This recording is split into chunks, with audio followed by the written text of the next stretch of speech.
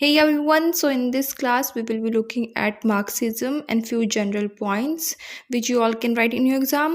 अगर आपको आंसर आता है दैट्स वेल एंड गुड, लेकिन अगर नहीं आता है आंसर तो कुछ ऐसे पॉइंट्स हैं जो हर एक आंसर में चले जाएंगे, सही रहेंगे, फिट हो जाएंगे।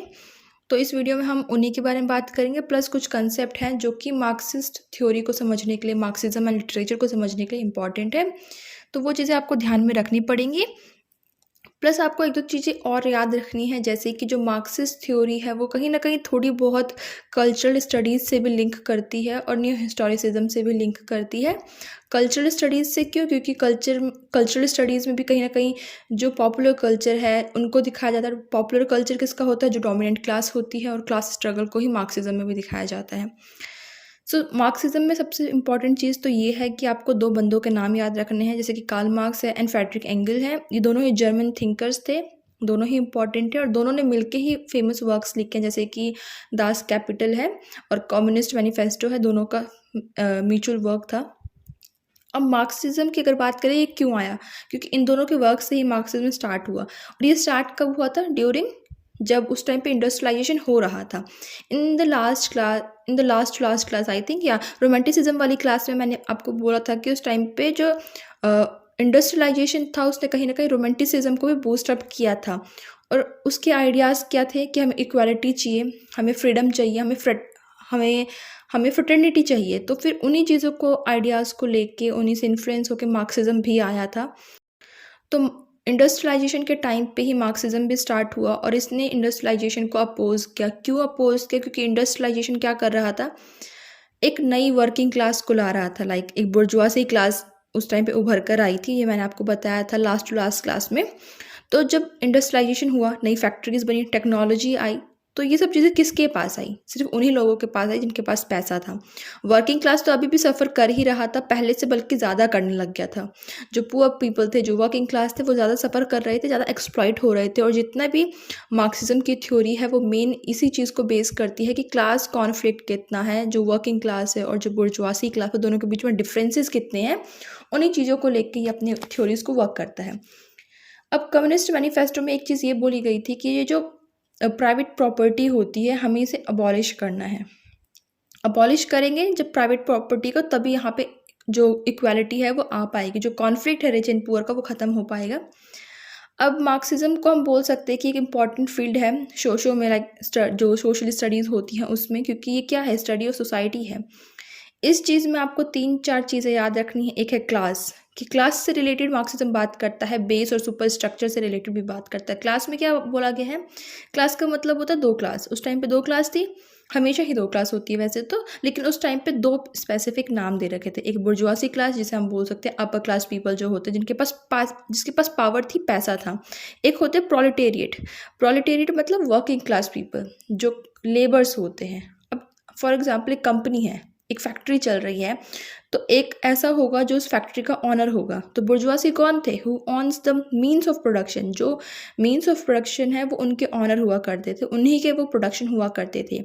प्रोलेटेरिएट कौन थे? जो लेबर्स थे, जो वहाँ काम करते थे, प्रोड्यूस करते थे थिंग्स को।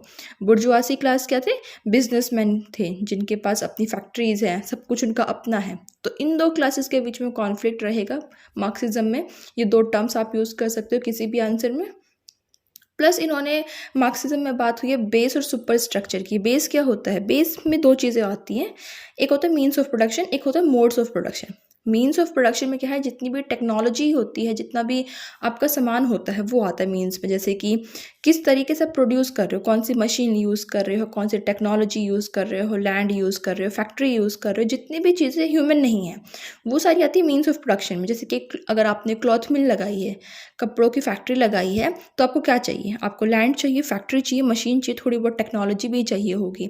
तो ये आता है आपका मीन्स ऑफ प्रोडक्शन में। फिर है आपका मोड्स ऑफ प्रोडक्शन। जैसे कि मोड्स ऑफ प्रोडक्शन में आएगा जहाँ पे ह्यूमन बीइंग इंक्लूड होंगे, जैसे कि जो वर्कर्स हैं, लेबर्स हैं, और इन दोनों के बीच का रिलेशन, कि जो मालिक है और जो स्लेव है, उन दोनों के बीच में कैसा रिलेशन, इस चीज़ को दिखाया जाता है।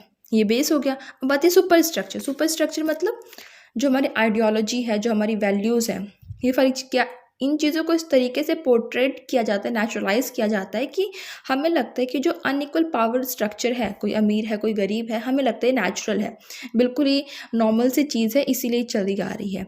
ये इस तरीके से हमें लगता है कि हम ऐसा सोचते हैं, ये हमारी वैल्यूज़ है, ये हमारे आइडियोलॉजी है, हम ऐसा सोच रहे हैं, लेकिन ऐसा कुछ होता नहीं है। ये सारी की सारी चीज़ें ना फ्रेम करी जाती हैं, और ये फ्रेम किससे करी जाती है? जो हाई क्लास सोसाइटी होती है, हाई क्लास के लोग होते हैं, उन्हीं की चीज़ों को हमारे ऊपर कहीं न कहीं इम्पोज़ किया जाता है। हमें लगता है कि ये हमारी चीज़ें हैं, लेकिन ऐसा होता नहीं है। जो रूलिंग क्लास है वो सुपर स्ट्रक्चर होती है एज़ अ पावर, वो बताती है दूसरों को कि आपको क्या चीज़ें करनी हैं, हाउ द थिंग्स आर, वो ये चीज़ें बताती हैं आपको। जैसे कि जो एजुकेशन है, मीडिया है, गवर्नमेंट है, कौन सी बुक्स लगेंगी, कौन सी मूवीज़ बनेंगी, ये सारी चीज़ें क्या हैं? ये अमीरों के जो सुपर स्ट्रक्चर होता है, जो हाई क्लास सोसाइटी होती है, हाई क्लास पीपल होते हैं, उन्हीं के आइडियाज़ को पोर्ट्रेट करते हैं। तीसरा आइडिया मार्क्सिज्म बोलता है टाइप्स ऑफ सोसाइटी। दो तरीके की सोसाइटी होती है, कोई भी सोसाइटी वो दो तरीके की हो सकती है, कम्युनिस्ट हो सकती है और हो सकती है कैपिटल। मार्क्सिज्म ने बात करी है कम्युनिस्ट की, कि हमें कम्युनिस्ट सोसाइटी चाहिए, लेकिन ऐसा है नहीं।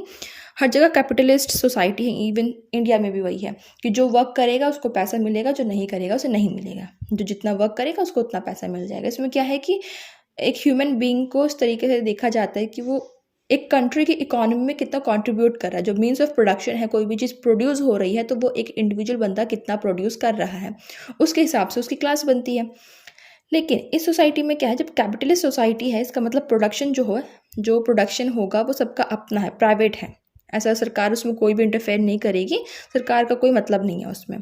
और यहाँ पर क्या है कि आप कितना भी प्रॉफिट अर्न कर सकते हैं, गवर्नमेंट को सिर्फ कुछ टैक्स देना पड़ेगा। इसे लेज़ी फेरे भी बोलते हैं हम। लेज़ी फेरे का मतलब होता है लेट देम डू, मतलब फ्रीडम है, पूरी मार्केट खुली हुई है। कोई भी अपना कंपनी इस्टेब्लिश करना चाहता है, कर लो, जाओ कर लो, अपना सामान अपना प्रोडक्ट बेचो। किस रेट पे बेचना चाहते हो तुम्हारी मर्जी है, कैसे बनाना चाहते हो तुम्हारी मर्जी है, सरकार नहीं बताएगी। लेकिन यहाँ पे डिमांड जो होगी वो अपने आप ही बैलेंस में रहती है। कस्टमर नहीं खरीदेगा, अपने आप उसके प्राइस लो हो जाएंगे। कस्टमर खरीद रहे हैं, प्राइस बढ़ते चले जाएंगे। और इसमें क्या होता है, क्योंकि कैपिटलिस्ट सोसाइटी है, सब कुछ प्राइवेटली ऑन सोसाइटी है, सरकार इसमें कुछ नहीं कर सकती, कुछ इंटरफेरेंस नहीं है सरकार का, गवर्नमेंट का। तो यहाँ पे प्रॉफिट जो है वो मेन एम होता है इस सोसाइटी में, और प्रॉफिट मेन एम है। जो जितना कमा सकता है कमा लो। इसके चक्कर में जो बुर्जुआसी क्लास है वो एक्सप्लॉइट करती है लोअर क्लास को, मतलब कि प्रोलेटेरिएट क्लास को। अब बुर्जुआसी है, उसे तो अमीर बनना है, तो वो रिच हो रहे हैं डे बाय डे, क्योंकि वो क्या करते हैं, एक्सप्लॉइट कर रहे हैं लोअर क्लास को। वो अपने लेबर्स को कम पैसे देंगे, कम वेजेस देंगे, उन्हें एक्सप्लॉइट करेंगे, वो तो अमीर बन जाएंगे। लेकिन जो लोअर क्लास है, जो लेबर्स हैं, वो क्या है, दिन पर दिन अगर उनके 10 रुपये भी काटे जा रहे हैं तो वो दिन पर दिन उनको अब सिर्फ 90 रुपये मिल रहे हैं, 90 रुपीज़ मिल रहे हैं, मतलब वो गरीब होते जा रहे हैं। तो ये जो गैप है वो कभी नहीं भरेगा। ये चीज़ें भी हर एक थ्योरी में जाती हैं। कोई भी बंदा पूछा गया मार्क्सिज्म में, ये क्वेश्चन आप डाल सकते हो। इन्होंने बोला कि कैपिटलिस्ट सोसाइटी को हमें बिल्कुल इरेडिकेट करना है, ताकि जो चीज़ें हैं, मतलब कि जो हर एक बंदा है, उन दोनों की जो क्लास है इक्वल हो सके। कम्युनिस्ट सोसाइटी यही बोलती है कि यहाँ पे कॉपरेशन होगा, किसी की प्राइवेट प्रॉपर्टी नहीं होगी तो कोई क्लास नहीं होगी, इक्वालिटी ऑफ वेल्थ होगा, मेरे को 10 रुपये मिल रहे हैं, आपको 10 रुपये मिल रहे हैं, और गवर्नमेंट डिसाइड करेगी डिस्ट्रीब्यूशन 10-10 मिलेंगे कि 15-15 रुपीज़ मिलेंगे, कितने मिलेंगे गवर्नमेंट डिसाइड करेगी। यहाँ पर जो आपने यूटोपिया पढ़ी है थॉमस मोर की, उसी आइडिया को यहाँ पे बोल रखा है। आप इसे कनेक्ट कर सकते हो एक तरीके से। कार्ल मार्क्स और फ्रेडरिक एंगल ने दो चीज़ें लिखी थी, कम्युनिस्ट मैनिफेस्टो, दास कैपिटल, दोनों का एक साथ का कंसेप्ट था। अब इन दोनों ने मिलके कुछ ऐसे कंसेप्ट दिए हैं जो इन दोनों के क्वेश्चन में ऐड होंगे, बट स्टिल एक शॉर्ट में या फिर एक इंट्रोडक्शन टाइप में हो जाए। इनके कुछ व्यूज़ थे कैपिटल से रिलेटेड, जो मैंने आपको बता दिया कि जो भी कैपिटलिस्ट सोसाइटी होती है उसको अबॉलिश करना चाहिए। उसको छोड़ के इन्होंने बताई कॉन्फ्लिक्ट थ्योरी। इन्होंने बोला कि कोई भी टाइम पीरियड रहा हो, हिस्ट्री का कोई भी टाइम पीरियड रहा हो, हर टाइम पीरियड में क्लास, जो सोशल क्लास होती है उनके बीच में कॉन्फ्लिक्ट रहा है। इवन एलिजाबेथन जो टाइम था उसमें भी चर्च के जो लोग थे एरिस्टोक्रेटिक थे, और जो पेजेंट्री में रहा कर पेजेंट थे जो कि वर्किंग क्लास थे, दोनों के बीच में रिवॉल्ट होते रहते थे। इंडस्ट्रियलाइजेशन में अगर हम देखें तो हमारे पास बुर्जुआसी क्लास है, प्रोलेटेरिएट क्लास है, दोनों के बीच में कॉन्फ्लिक्ट होते रहते हैं। तो इन्होंने बोला कि इन्होंने प्रिडिक्ट किया, जो कार्ल मार्क्स थे उन्होंने प्रिडिक्ट किया कि एक दिन ऐसा आएगा कि जो वर्किंग क्लास पीपल है ये रिवॉल्ट करेंगे, और ये जब रिवोल्यूशन करेंगे तो डोमिनेंट क्लास को उठाकर बाहर निकाल देंगे, फेंक देंगे, थ्रो कर देंगे। और ऐसा नहीं है कि जब वो उनको निकालेंगे, ओवरथ्रो करेंगे, तो वो जितनी भी प्रॉपर्टी है उसे खुद प्राइवेटली ऑन कर लेंगे। ऐसा नहीं होगा, ऑनरशिप नहीं होगी। हर एक जो चीज़ है वो ऐसी बट जाएगी, मतलब कि हर एक बंदे को इक्वली बटेगी। और ये कब होगा? जब क्लास कॉन्शियसनेस आएगी। ये आइडिया आप यूज़ कर सकते हो क्लास कॉन्शियसनेस की है। इन्होंने बोला कि जो ओवरथ्रो तो कर देंगे हम बुर्जुआसी को, जो वर्किंग क्लास है, प्रोलेटेरिएट क्लास है, वो ओवरथ्रो तो कर देगी, लेकिन कब करेगी? जब इनके अंदर क्लास कॉन्शियसनेस होगी। क्लास कॉन्शियसनेस मतलब कि हम सब मिलके एक ही गोल के लिए वर्क कर रहे हैं। ऐसा नहीं है कि यू एंड आई की कोई फीलिंग नहीं है वहाँ पर। जैसे कि इंडियन जो हमारा नेशनलिस्ट मूवमेंट था, कब तक वो सक्सेसफुल नहीं हुआ? जब तक हम एक साथ नहीं हुए, यूनाइट नहीं हुए, हमने एक गोल नहीं बनाया कि हाँ हमें फ्रीडम चाहिए, तब तक हमें फ्रीडम नहीं मिली। तो वैसे ही जब तक ये एक कलेक्टिव आइडेंटिटी फॉर्म नहीं करेंगे कि हम as a labour working class सारे एक हैं और हमें एक साथ मिलकर वर्क करना है, तब तक ये ओवरथ्रो नहीं कर सकते बुर्जुआसीज को। उसके बाद इन्होंने एक कंसेप्ट दिया है एलियनेशन का। एलियनेशन का कंसेप्ट फर्स्ट टाइम मार्क्स ने ही यूज़ किया था। इन्होंने बोला कि जो वर्किंग क्लास पीपल है, जो प्रोलेटेरिएट्स हैं, वो कहीं ना कहीं अपने वर्क से कहीं ना कहीं डिस्टेंस होते जा रहे हैं। पावरलेसनेस की फीलिंग आ रही है। एलियनेशन मतलब दूर होना। क्यों? क्योंकि वो जो चीज़ बनाते हैं उसका क्रेडिट उन्हें नहीं मिलता। क्रेडिट किसे मिलता है? बुर्जुआसी को। बुर्जुआसी कौन है? जो उस फैक्ट्री का ऑनर है। फॉर एग्जाम्पल, ज़ारा के कपड़े आपने खरीदे या फिर किसी भी ब्रांड के कपड़े आपने खरीदे, क्रेडिट किसे जाता है?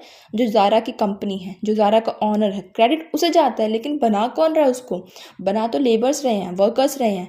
तो ये फील करते हैं, ये जो वर्कर्स हैं ये फील करते हैं कि जो चीज़ें हम प्रोड्यूस कर रहे हैं, जो हम बना रहे हैं, उसका क्रेडिट हमें नहीं मिलता। तो कहीं ना कहीं वो अपने वर्क से दूर होते चले जाते हैं और सिर्फ पैसों के लिए, वेजेस के लिए काम करते रहते हैं। कोई उसमें उनका अपना पैशन नहीं है, कोई फीलिंग्स नहीं बचती, इसीलिए इसे बोला गया एलियनेशन। इसी टाइम पे एक और बहुत ही फेमस इंपॉर्टेंट से टर्म है आइडियोलॉजी, जो कि आपको मार्क्सिज्म में देखने को मिलेगी, मार्क्सिस्ट क्रिटिसिज्म में देखने को मिलेगी।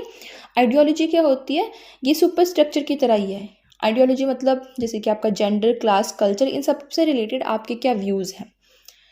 अब सोशल जो इंस्टीट्यूशन होता है किसी भी कंट्री का, ये हमारी आइडियोलॉजी को बनाता है और मतलब उसे फ्रेम करता है। जैसे कि सोशल इंस्टीट्यूशन मतलब जैसे कि रिलीजन है, एजुकेशन है, मीडिया, मूवी, किस तरीके की चीज़ें हैं। और ये सारी चीज़ें क्या दिखाती हैं? सुपर स्ट्रक्चर जो चाहता है, जो अमीर लोग चाहते हैं, उनकी चीज़ों को दिखाया जाता है। और जो चीज़ें दिखाई जाती हैं, हमें लगता है कि हम वैसा ही सोचते हैं। अगर हमने कोई चीज़ मूवी में स्टार्टिंग से, बचपन से देखना शुरू किया, हमें लगता है कि नहीं नहीं, ये तो मेरे खुद के आइडियाज़ है, लेकिन वो हमारे खुद के आइडियाज़ नहीं होते हैं, वो कोई और उसे फ्रेम करवा रहा होता है। सुपर स्ट्रक्चर इसी तरीके से वर्क करता है, किसी और की आइडियोलॉजी को हम फॉलो करते रहते हैं अपना समझकर। इसमें एक और फेमस पर्सन है जिसका नाम है लुइस एल्थ्यूजर। लुइस एल्थ्यूजर ने बात करी है इंटरपोलेशन की। इंटरपोलेशन भी एक इंपॉर्टेंट टर्म है। अगर लुइस एल्थ्यूजर से रिलेटेड कुछ आता है, आप वहाँ पे ये यूज़ कर सकते हैं। तो इन्होंने इंटरपोलेशन में क्या बोला है? The way ideas are getting into our head, ये जो प्रोसेस होता है कि आइडिया हमारे हेड में आ रहे हैं, इसके बारे में बात करी। इन्होंने बोला कि हमें लगता है कि ये जो आइडियाज़ हैं हमारे खुद के हैं, हमारे ऑन हैं, लेकिन ये हमारे खुद के नहीं होते हैं। ये क्या होते हैं? किसी और के थ्रू फ्रेम किए जाते हैं। सेम ही आइडिया जैसे कि आइडियोलॉजी वर्क करती है, जैसे कि सुपर स्ट्रक्चर बोलता है, सेम आइडिया ये भी है एक तरीके से। इन्होंने बोला कि ये आइडिया हमारे अंदर कैसे आते हैं? कल्चर से, वैल्यूज़ से, और हम इन्हें क्या कर लेते हैं? इंटरनलाइज कर लेते हैं। जैसे कि एक लड़की का बर्थ होता है तो वो घर पे आई, उसे पिंक कलर के टॉवल में लपेट रखा है, उसको जिस पालने में रखा वो भी पिंक कलर पे डेकोर कर रखा है, उसके रूम में पिंक कलर के कर्टन्स लगे हुए हैं, पिंक कलर के सॉफ्ट टॉयज़ उसे दिए जा रहे हैं। धीरे धीरे धीरे धीरे क्या होगा? जब वो बच्चा बड़ा होगा, वो बुक्स जो पढ़ेगा, बुक्स में देख रहा है कि जो गर्ल है वो पिंक कलर का फ्रॉक पहन रखा है उसने। थोड़ी सी और बड़ी होगी, वो मूवीज़ में भी यही देखेगी, वो बुक्स में देखेगी, म्यूज़िक में देखेगी, इवन दो जो पोस्टर्स होते हैं उसमें वो देखेगी कि जो फीमेल है वो हमेशा पिंक कलर में दिखाई गई है। तो वो क्या होगा? जो लड़की है, जो गर्ल है, वो उस आइडिया को इंटरनलाइज कर लेगी कि जो पिंक कलर है वो फीमेल से एसोसिएट करता है। और इसीलिए बहुत सी लड़कियां बोलती कि मेरा फेवरेट कलर पिंक है, और वो बोलते नहीं, ऐसा कुछ नहीं है कि सबका है तो मेरा भी है, ये मुझे सच में पसंद है। वो उनकी पसंद नहीं है, वो एक इंडिविजुअल की पसंद नहीं है। वो क्या है? वो इंटरपोलेशन है, सोसाइटी ने क्रिएट करी है। कैसे? मीडिया से, बुक्स से, इन सब चीज़ों से उसे क्रिएट किया गया है।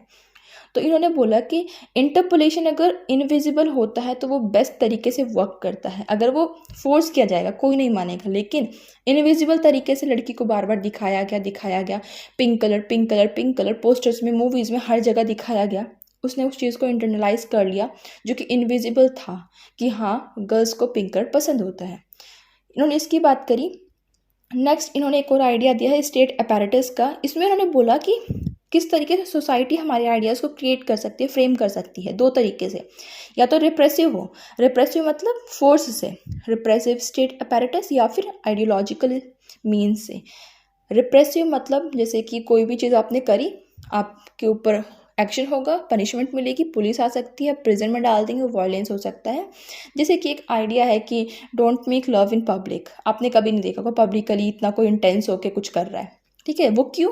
क्योंकि इस चीज़ को रिप्रेसिव स्टेट अपैरेटस बोल सकते हैं कि एक डर के साथ सोसाइटी में वो चीज़ बना दी गई है कि तुम्हें ये चीज़ फॉलो ही करनी है, नहीं करोगे तो जेल जाओगे, प्रिजन में जाओगे, कुछ भी होगा, एक्शन लिया जाएगा, लेकिन बाय फोर्स वो चीज़ मनवा दी गई।